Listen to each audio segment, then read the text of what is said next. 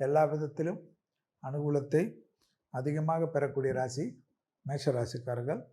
விநாயகர் வழிபாடு, அனுமன் வழிபாடு சிறந்த பரிகாரமாக காணப்படுகிறது. தொட்டது தொடங்கக்கூடிய நிலம் சம்பந்தப்பட்ட, வீடு சம்பந்தப்பட்ட எல்லா விஷயத்திலும் ஏற்றத்தையும் நம்பிக்கையும் பெறக்கூடிய அற்புதமான காலகட்டம்.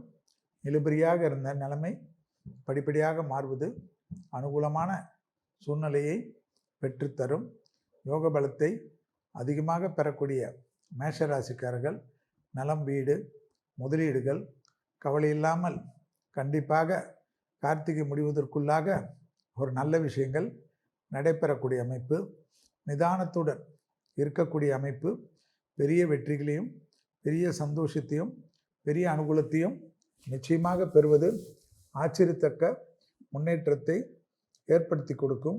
இழுபறியாக இருந்த நிலைமை படிப்படியாக மாறுவது யோக பலத்தை நிச்சயமாக பெறும். குடும்பத்தில் அந்யோன்ய குறைபாடு இல்லாமல் பார்த்து கொள்வது, அதீத அலைச்சல்கள், அதீத வேலை என்பதனால் சலிப்பு காணப்படும். ஆனால் சிஸ்டமேட்டிக்காக எதையும் செய்யாத ராசி யார் என்றால் மேஷராசிக்காரர்கள் தான். அந்தந்த சமயத்தில் இருக்கக்கூடிய எல்லா விஷயத்திற்கும் ஒத்துக்கொள்வதே பெரிய பிரச்சனையாக இருக்கும். அந்த விஷயத்தில் சிறிது கவனமாக பார்த்து கொள்வதும் பொறுமை காட்டுவதும் நன்மை ஏற்படுத்தி தரும். இழுபறியாக இருந்த நிலைமைகள் படிப்படியாக மாறுவது யோக பலத்தை அனுகூலத்தை நிச்சயம் பெற்றுத்தரக்கூடிய காலகட்டம் மேஷராசிக்காரர்களுக்கு ஏற்படும்.